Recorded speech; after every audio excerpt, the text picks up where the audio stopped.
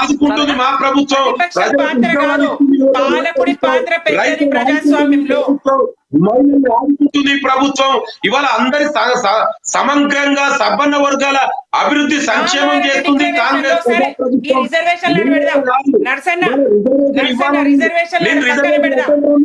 Kamareddy declaration ఒక్క అంశం అన్నా మీరు నెరవేర్చిండ్రా?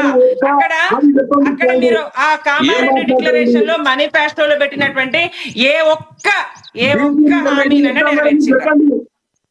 కామారెడ్డి డిక్లరేషన్ లో లింగం యాదవ్ గారు సోదరా మీరు చెప్పండి కామారెడ్డి డిక్లరేషన్ లో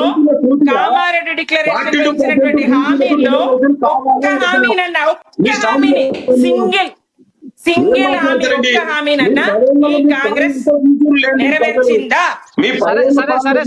సరే ఇద్దరికి శనార్థులు.